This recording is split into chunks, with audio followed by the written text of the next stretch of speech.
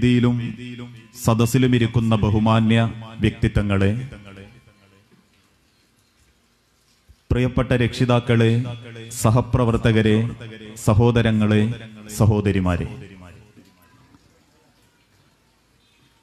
അല്ലാഹു സുബ്ഹാനഹു വ തആല ഒരുപാട് ഇഷ്ടപ്പെടുകയും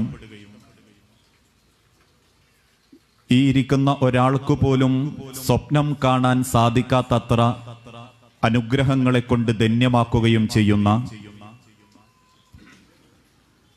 അല്ലാഹു ഏറെ ഇഷ്ടപ്പെടുന്ന ഒരു സദസ്സിലാണ് നമ്മളെല്ലാവരും ഒരുമിച്ച് കൂടിയത്. ഈ ഒരുമിച്ച് കൂടലിനെ കൊണ്ടൊക്കെ നമ്മളൊക്കെ ആഗ്രഹിക്കുന്നത് ഒരിക്കലും ലംഘിക്കപ്പെടുകയോ മാറ്റി തിരുത്തപ്പെടുകയോ ചെയ്യാത്ത അള്ളാഹുവിന്റെ ഒരു തീരുമാനത്തിന്റെ മുൻപിൽ നമ്മൾ ഓരോരുത്തരും നിസ്സഹായരാണ്, തുല്യരാണ്. മരണാനന്തര ലോകത്ത് അള്ളാഹുവിന്റെ കോടതിയിൽ തലകുനിക്കുന്ന ഒരവസ്ഥ ഉണ്ടാവരുത് എന്ന ഉദ്ദേശത്തിലാണ് ഇത്തരത്തിലുള്ള പരിപാടികൾ സംഘടിപ്പിക്കുന്നതും നമ്മൾ പങ്കെടുക്കുന്നതും. മരണത്തിനു മുൻപേ നമ്മൾ എന്ത് ചെയ്യണം? അള്ളാഹു ഇഷ്ടപ്പെടുന്ന ഒരു സങ്കടവുമില്ലാത്ത ഒരു പരലോക ജീവിതത്തിന് ഏതൊക്കെ തരത്തിലുള്ള മുന്നൊരുക്കങ്ങളും സൂക്ഷ്മതകളുമാണ് നമ്മൾ നടത്തേണ്ടത് എന്ന വിഷയത്തെക്കുറിച്ചാണ് അല്പസമയം പഠിക്കാനും പരിചയപ്പെടാനും ഈ സന്ദർഭം നമ്മൾ ഉപയോഗപ്പെടുത്തുന്നത്. ഞാൻ എൻ്റെ ആ വിഷയത്തിലേക്ക് പ്രവേശിക്കുന്നതിൻ്റെ മുൻപ് താബീങ്ങളുടെ കാലഘട്ടത്തിൽ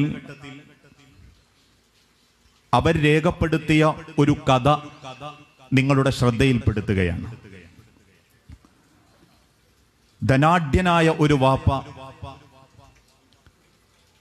ആ വാപ്പയുടെ സ്വഭാവം അനുകരിക്കാത്ത തോന്നിവാസിയായി ജീവിക്കുന്ന ഒരു മകൻ. ഈ രണ്ടുപേരും ഒരു നാട്ടിൽ താമസിച്ചിരുന്നു. വാപ്പ നല്ല ദീനാണ്, എല്ലാ കാര്യങ്ങളിലും മുൻപന്തിയിലുണ്ടാകും, ആളുകൾക്കൊക്കെ നന്മ ചെയ്യും. പക്ഷെ മകനാവട്ടെ വാപ്പയുടെ സ്വത്ത് എങ്ങനെയൊക്കെ അടിച്ചു പൊളിച്ച് ജീവിക്കാം, തീർക്കാം എന്ന് ചിന്തിച്ച് ജീവിക്കുന്ന ഒരു മകനും. ഒരാളുടെ വാക്കും ആ മകൻ സ്വീകരിച്ചില്ല. ധിക്കാരത്തോടുകൂടി സമ്പാദ്യം ചെലവഴിച്ച് ഒരു ആരാധനാ കർമ്മങ്ങൾ പോലും നിർവഹിക്കാതെ ജീവിക്കുന്ന മകനെ പല സന്ദർഭങ്ങളിലായി ആ വാപ്പ ഉപദേശിച്ചു. ആ മകൻ നന്നാവുന്നില്ല.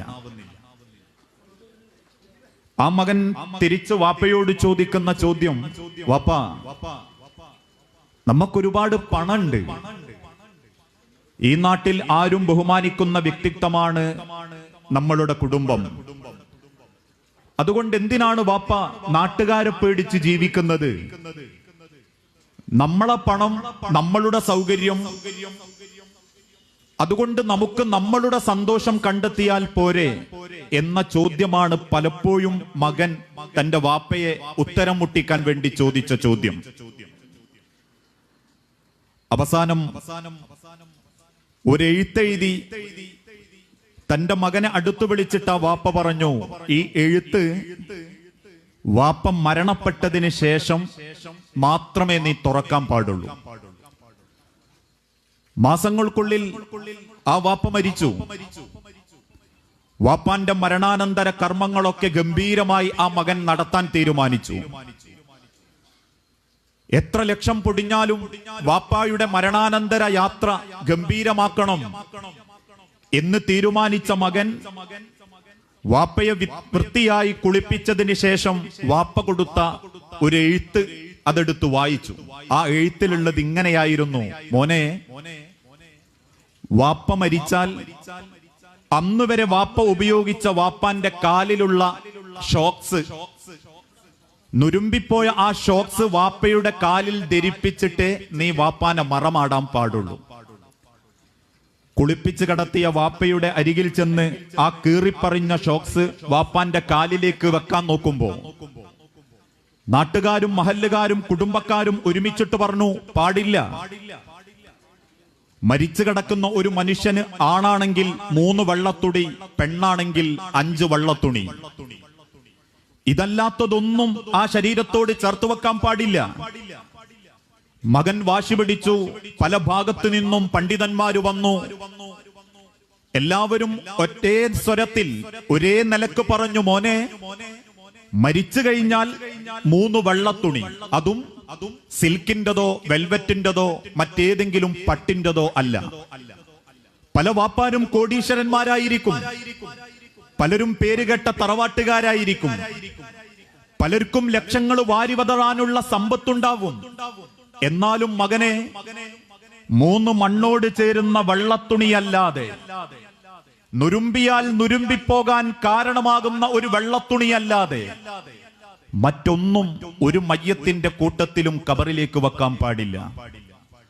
അവസാനം സങ്കടപ്പെട്ടിരിക്കുമ്പോ തന്റെ കോടീശ്വരനായ പിതാവിന്റെ കാലിലുള്ള ഒരു ചെറിയ കീറിപ്പറിഞ്ഞ ഷോക്സ് പോലും വാപ്പാക്ക് കൊണ്ടുപോകാൻ പറ്റില്ല എന്ന സങ്കടം കൊണ്ട് ആ മകൻ കരയുമ്പോ ആ പിതാവിന്റെ കൂട്ടുകാരൻ വന്ന ആ മകനോട് ചോദിച്ചു ഈ ചോദ്യം, മോനെ, ഈ അവസ്ഥയിൽ നിന്ന് നിനക്ക് എന്ത് മനസ്സിലായി? കൈമലർത്തുന്ന ആ മകന്റെ മുഖത്ത് നോക്കി ആ വൃദ്ധനായ പിതാവിന്റെ കൂട്ടുകാരൻ പറഞ്ഞു, കോടാനുകോടി സ്വത്തുക്കളുണ്ടാണെങ്കിലും, നാട്ടിലെ പേരുകെട്ട തറവാട്ടുകാരനാണെങ്കിലും, ആ ഹരീസുമട്ടിൽ കെട്ടിപ്പൊക്കുന്ന കൊട്ടാരങ്ങളായ ലക്ഷക്കണക്കിന് വില വരുന്ന വാഹനത്തിൽ സഞ്ചരിക്കുന്നവനോ താമസിക്കുന്നവനോ ആണെങ്കിലും അള്ളാന്റെ അടുത്തേക്ക് മടങ്ങുമ്പോ കാത്തരി മണ്ണോ കാത്തരി പൊന്നോ ഞാനുങ്ങളും കൊണ്ടുപോവില്ല. ഈ ദുനിയാവിൽ ഉപയോഗിച്ചിരുന്ന കീറിപ്പറഞ്ഞൊരു തുണിക്കഷണം പോലും നിങ്ങൾക്ക് അള്ളാന്റെ അടുത്തേക്ക് കൊണ്ടുപോകാൻ സാധിക്കുകയില്ല. അതുകൊണ്ടാണല്ലോ ഇക്കഴിഞ്ഞ ദിവസം കുറ്റ്യാടിക്കടുത്തൊരു ഉമ്മ മരിച്ചപ്പോ ആ ഉമ്മാന്റെ മയ്യത്ത് കുളിപ്പിക്കാൻ എടുത്തുകൊണ്ടുപോയ പെൺമക്കൾ പുറത്തു വന്നിട്ട് പറഞ്ഞു, ഉമ്മാന്റെ കഴുത്തിലുള്ളത് അയച്ചിട്ട് കിട്ടി, ഉമ്മാന്റെ കയ്യിലുള്ളതും കിട്ടി, പക്ഷെ ഉമ്മാന്റെ ചെവിട്ടിന്റെ മുകളിലേക്കുള്ള 4 ദ്വാരങ്ങളിലുള്ള ചെറിയ ചിറ്റ്, അഥവാ അവര ഭാഷയിൽ ചിറ്റെന്നു പറയുന്ന മുകൾ ഭാഗത്തെ ചെവിയുടെ 4 ദ്വാരത്തിന്റെ ഉള്ളിലുള്ളത് കിട്ടിയിട്ടില്ല, അയക്കാൻ പറ്റണില്ല, അത് മാംസത്തോട് ഒട്ടിച്ചേർന്നു പോയതുപോലെ എന്നൊക്കെ കേട്ടപ്പോ, എങ്കിൽ അതുമായിട്ടങ്ങ് വെച്ചേക്കാം എന്ന് ആ മഹല്ലുകാര് തീരുമാനിച്ചിട്ടില്ല. അവസാനം കുറ്റ്യാടി അങ്ങാടിയിലെ ഒരു ജ്വല്ലറിയിൽ വന്ന് തട്ടാനെ കൂട്ടിക്കൊണ്ടുപോയി മരിച്ചു കിടക്കുന്ന ആ ഉമ്മാനെ വീണ്ടും മുറ്റത്തേക്ക് കൊണ്ടുവന്ന് നഗ്നത മറയുന്ന തുണി കൊണ്ട് മറച്ചതിന് ശേഷം ആ അമുസ്ലിമായ ചെറുപ്പക്കാരനെ കൂട്ടിക്കൊണ്ടുവന്ന് ഉമ്മാന്റെ ചെവിട്ടിലുള്ള 4ഓളം റിങ്ങിന്റെ കഷണങ്ങൾ മുറിച്ചെടുത്തുറപ്പ് വരുത്തിയിട്ട് ഉമ്മാരെ 6 അടി മണ്ണിലേക്ക് ആ ഉമ്മാനെ ചേർത്ത് വെച്ചിട്ടുള്ളൂ. ഈ ലോകത്ത് നിന്ന് തിരിച്ചു പോകുമ്പോ ചെയ്തു കൂട്ടിയ സൽക്കർമ്മങ്ങളല്ലാത്തതൊന്നും ഈ ലോകത്ത് നിന്ന് എനിക്കും നിങ്ങൾക്കും കൊണ്ടുപോകാനില്ല. പക്ഷേ ഈ ലോകത്ത് നമ്മൾ ജീവിച്ചിരിക്കുന്ന കാലത്ത് എന്തൊക്കെ നന്മകൾ ചെയ്തോ ആ നന്മകൾ നമ്മളോടൊപ്പം 6 അടി മണ്ണിലേക്ക് വരും. ഇന്നല്ലെങ്കിൽ നാളെ ഞാനും നിങ്ങളും ആ മണ്ണിലേക്കുള്ള യാത്രയില. ഈ സംസാരിച്ചു കൊണ്ടിരിക്കുന്ന ഞാൻ എന്റെ നാടായ നന്മണ്ടയിലെത്തും. എന്നെ യാത്രയോക്കുമ്പോ കുത്തിച്ചൊരിയുന്ന മഴയത്ത് സലാം പറഞ്ഞ എന്റെ ഭാര്യയെ ആയുസോടെ തിരിച്ചു കാണാൻ എനിക്ക് ഭാഗ്യമുണ്ടെന്ന് പറയാൻ മാത്രം ഗ്യാരണ്ടിയുള്ള വസ്തുവല്ല ഞാൻ. 12ാമത്തെ വയസ്സിലേക്ക് പ്രവേശിച്ചിരിക്കുന്ന എന്റെ മൂത്ത മകൾ ഇപ്പോഴും എന്റെ പ്രാർത്ഥനയിലുണ്ട്. നാദാ, ആ പെൺകുട്ടീനെ നല്ലൊരു കുടുംബത്തിലേക്ക് പിടിച്ചു കൊടുക്കാനുള്ളൊരു ഭാഗ്യം തരണേ എന്ന് മാത്രമേ ഞാൻ പ്രാർത്ഥിക്കാറുള്ളൂ. പക്ഷേ എന്റെ മകൾക്ക് പ്രായപൂർത്തിയെത്തുമ്പോ കബിൽതു നിക്കാഹ, അല്ലെങ്കിൽ അതസവ്വജുക, എന്റെ മകളെ ഞാൻ നിനക്ക് തന്നു എന്ന് പറയാൻ, മറ്റൊരു ചെറുപ്പക്കാരന്റെ കൈ പിടിക്കാൻ എനിക്ക് ഭാഗ്യമുണ്ടാകുമെന്ന് പറയാൻ മാത്രം ഗ്യാരണ്ടി എനിക്കില്ല.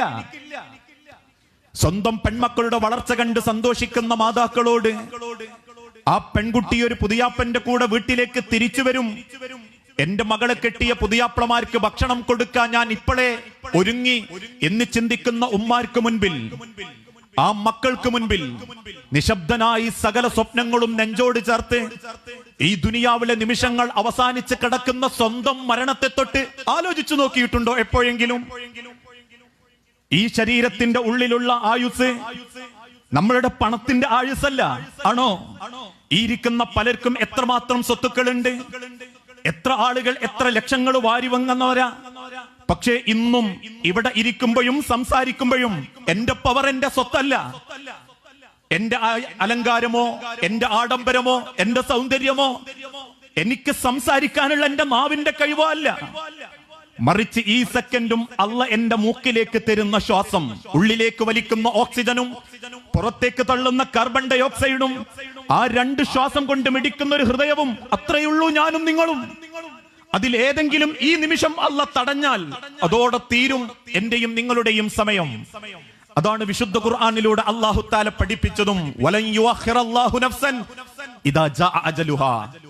ഓരോരുത്തർക്കും അല്ല നിശ്ചയിച്ച ഓരോ നിമിഷങ്ങളുണ്ട്. ആ നിമിഷം വന്നെത്തിക്കഴിഞ്ഞാൽ ഫലൻ യുഅഖിറല്ലാഹു നഫ്സൻ ഇദാ ജാഅ അജലുഹാ, ആ സമയത്തിൽ നിന്ന് ഒരു നിമിഷം, ഒരു സെക്കൻഡ് മുൻപോട്ടോ തൊട്ടു മുൻപോ അള്ളാഹു നമ്മളെ ആരെയും കൊണ്ടുപോകുന്നില്ല. അതിനുശേഷം നമ്മളെ ജീവിതത്തിനൊരു കണക്ക് പറയേണ്ട ലോകമുണ്ട്. നമ്മളെ മനസ്സിന്റെ ആഗ്രഹങ്ങളും സ്വപ്നങ്ങളും, നമുക്കുള്ള ഉള്ളിലുള്ള ഒരുപാട് ആഗ്രഹങ്ങളും കണ്ടിട്ടാണ് അള്ളാഹ് മരിപ്പിക്കുന്നതെങ്കിൽ വല്ലാഹി നിങ്ങളെ മരിപ്പിക്കാൻ അള്ളാഹ്ക്ക് തോന്നൂല. അത്രമാത്രം സ്വപ്നം എനിക്കും ഉണ്ട്. അത് കണ്ടിട്ടാണ് അല്ലാഹു തആല ഒരാളെ മരിപ്പിക്കുന്നതെങ്കിൽ ഇക്കഴിഞ്ഞ ദിവസം പത്രത്തിൽ വായിച്ച ഒരു മരണ വാർത്ത നമ്മൾ വായിക്കേണ്ടി വരില്ലായിരുന്നു. നിങ്ങൾ വായിച്ചതാ, കേട്ടതാ. റോഡരികിൽ 3 സെന്റ് മാത്രത്തിൽ മുകൾ ഭാഗത്ത് ഷീറ്റ് വലിച്ചു കെട്ടി താമസിക്കുന്ന ഒരു വാപ്പയും 3 പെൺമക്കളും ഒരു ഉമ്മയും. പ്രത്യേകിച്ച് സാമ്പത്തികമായിട്ടൊന്നുമില്ല കുടുംബത്തിന്. മൂത്ത മകൾക്ക് 26-ാമത്തെ വയസ്സ്, രണ്ടാമത്തതിന് 23, മൂന്നാമത്തതിന് 21. ഒരുപാട് അന്വേഷണങ്ങൾ നടത്തി. കയറാൻ വീടില്ലാത്തതിന്റെ പേരിൽ പലരും തെറ്റിപ്പോയി. കൊടുക്കാൻ കിട്ടാൻ ഒന്നുമില്ലെന്നറിഞ്ഞപ്പം ബന്ധം ആളുകൾ വേണ്ടാന്ന് വെച്ചു. അവസാനം എവിടെന്നൊക്കെയോ അന്വേഷണങ്ങളും മഹല്ലുകാരും ഇടപെട്ട് മൂത്ത മകളെ കെട്ടിക്കാൻ തീരുമാനിച്ചു. കല്യാണത്തിന്റെ എല്ലാ ഒരുക്കങ്ങളും മഹല്ലുകാര് ചെയ്തു. പന്തല് വലിച്ചു കെട്ടിയ വ്യാഴാഴ്ച പന്തല് പണിക്ക് വന്ന നാട്ടുകാരിൽപ്പെട്ട ചിലര് പറഞ്ഞു, അഹമ്മദാക്ക, ആകെ 3 സെന്റിലുള്ളത് ഒരു ചെറിയ പ്ലാവ് മാത്ര, അതുമല്ലുള്ളൊരു ചക്ക, അതൊന്ന് കൊയ്താൽ പുഴുങ്ങിയാൽ അത് നമ്മക്കൊക്കെ ഒരു ഉഷാറായിരിക്കും. പന്തലിടാൻ വന്ന ചെറുപ്പക്കാരുടെ വാക്കും കേട്ട് ഒരു കൊക്കയും എടുത്ത് ആ പ്ലാവിന്റെ ചുവട്ടിൽ ചെന്ന് ചക്കക്ക് കുളക്കിട്ട് വലിച്ചതേ ആ വാപ്പാക്കോർമ്മള്ളൂ. മറ്റൊരു കൊമ്പിൽ തട്ടി ആ ചക്ക വലിച്ച വാപ്പാന്റെ നെറുന്തലയിൽ വീണ് കോഴിക്കോട് മെഡിക്കൽ കോളേജിൽ നിന്ന് മരിച്ച് അവസാനം അതിന്റെ പിൻഭാഗത്തുള്ള MSS ഓഡിറ്റോറിയത്തിൽ നിന്ന് മയ്യത്തും കുളിപ്പിച്ച് വീട്ടിന്റെ മുൻഭാഗത്ത് കൊണ്ടുവച്ചപ്പോ നെഞ്ചത്തടിച്ച് കണ്ണുനീരോടെ ആ വാപ്പാന്റെ ചുറ്റും കൂടി നിന്ന് കരയുന്ന പെൺമക്കളിൽ മൂത്തതിനെ കണ്ട ആളുകൾ അന്നും ഇന്നും ചോദിച്ചൊരു ചോദ്യമുണ്ട്, പടച്ചോനെ, ഒന്നിന്റെ കൈ പിടിച്ചു കൊടുത്തിട്ടെങ്കിലും എനിക്ക് മരിപ്പിച്ചാ പോരായിരുന്നോ? എന്തിനാ പടച്ചോനെ ഇത്ര മുൻപെങ്ങി കൊണ്ടുപോയത്? അങ്ങനെ നിങ്ങൾ ഈ ദുനിയാവ് അല്ലാഹു തആല തിരിച്ചു കൊണ്ടുപോകും. ഒരു സംശയവും അക്കാര്യത്തിൽ വേണ്ട. നമ്മളില്ലാതായ ഇതിന്റെ പേരിൽ ഈ ലോകത്തിനൊരു കുറവും സംഭവിക്കാനില്ല. നമ്മളെക്കാൾ പണമുള്ളവരും നമ്മളെക്കാൾ സ്വത്തുള്ളവരും നമ്മളെക്കാൾ ലോകം അടക്കിവാണ പലരും മരണപ്പെട്ടതിന്റെ പേരിൽ ഒരു ദിവസം പോലും അള്ളാഹു സൂര്യൻ ഉദിപ്പിക്കാതിരുന്നിട്ടില്ല. ലോകം കണ്ട അഷ്റഫുൽ ഖൽഖായ മുഹമ്മദ് നബി സല്ലല്ലാഹു അലൈഹി വസല്ലമ ഈ ലോകത്തോട് വട പറഞ്ഞ അന്നോ അതിനുശേഷമോ അതിന്റെ പേരിൽ ഒരു ദിവസം പോലും പടച്ച റബ്ബ് സൂര്യനെ തടഞ്ഞിട്ടില്ല. ഒരു തുള്ളി വെള്ളം കൊടുക്കാതിരുന്നിട്ടില്ല. മക്കക്കാരോടോ മദീനക്കാരോടോ അതിന്റെ പേരിൽ സങ്കടമായി അല്ലാഹു തആല തിരിച്ചു ചെയ്തിട്ടില്ലെങ്കിൽ ഞാനും നിങ്ങളും മരിച്ചതിന്റെ പേരിൽ ഈ ലോകത്തിനൊരു ചുക്കും സംഭവിക്കാനില്ല. ഒരു കുറവും ഈ ലോകത്തിൽ അല്ലാഹു തആല വരുത്തില്ല. ആ മരണത്തെ പറ്റി നമ്മൾ ചിന്തിച്ചു നോക്കിയിട്ടുണ്ടോ? ഈ കാണുന്ന തണ്ടും തടിയും നിലത്ത് വിരിച്ച പായയിലോ കട്ടിലിലോ കിടക്കുന്ന ഒരു കിടത്തം അറിഞ്ഞിട്ടുണ്ടോ നമ്മൾ ആരെങ്കിലും? മരണത്തിന്റെ ചൂടും അഥവാ മരണത്തിന്റെ തണുപ്പും. ഒരു മയ്യത്തായുന്നതിന്റെ തൊട്ടു മുൻപ് ശരീരത്തിനൊരു ചെറിയ ചൂടുണ്ടാകും. ആ ചൂടിന്റെ നിങ്ങളെയും ശരീരത്തിലുണ്ട് ഇപ്പോഴും. തന്റെ കൈകൊണ്ട് തന്റെ മുടിയൊന്ന് മാടിയൊതുക്കുമ്പോ ഒരു നനവനുഭവപ്പെടും. ആ മുടി നല്ല കൃത്യമായിട്ട് ഒതുങ്ങി അതിൻ്റെതായ ഭംഗിയിൽ നമ്മളെ കൈകൊണ്ട് മാടിയൊതുക്കാൻ പറ്റും. പക്ഷെ ഞാൻ അറിഞ്ഞിട്ടുണ്ട് മരണത്തിന്റെ തണുപ്പ്. ഒരു ചെറുപ്പക്കാരന്റെ അവസാനത്തെ പെടച്ചിലിന്റെ ശരീരവുമായി ആശുപത്രിയിൽ ചെന്ന് ഐസുവിന്റെ ഉള്ളിലേക്ക് ആ ചെറുപ്പക്കാരനെ പറഞ്ഞയക്കുമ്പോ തലമുടികൾക്കുള്ളിലൂടെ വിരളോടിച്ചപ്പോ ഒരു സങ്കടം എനിക്ക് അനുഭവപ്പെട്ടിട്ടില്ല. സലാം പറഞ്ഞ് പ്രാർത്ഥിച്ച ആ ചെറുപ്പക്കാരൻ ഉള്ളിൽ കയറ്റി 5 മിനിറ്റിന് ശേഷം പുറത്തേക്ക് എത്തിച്ചു തന്നപ്പോ ആ ചെറുപ്പക്കാരന്റെ മയ്യത്തുമായി തിരിച്ച് നാട്ടിലേക്ക് മടങ്ങുന്ന സമയത്ത് അവന്റെ മുടിയിന്റെ ഉള്ളിലൂടെ വിരളോടിച്ചപ്പോ ഈ മുടിക്ക് കനം കട്ടി വരാൻ തുടങ്ങി, ശരീരത്തിന്റെ പല ഭാഗത്തും തണുപ്പ് വരാൻ തുടങ്ങി. അങ്ങനെ മരിച്ചു കിടക്കുന്ന നമ്മളുടെ മുഖത്തേക്ക് നോക്കാൻ നാട്ടുകാരെല്ലാവരും വരും, വിവരമറിയുന്ന സകല കുടുംബക്കാരും വരും.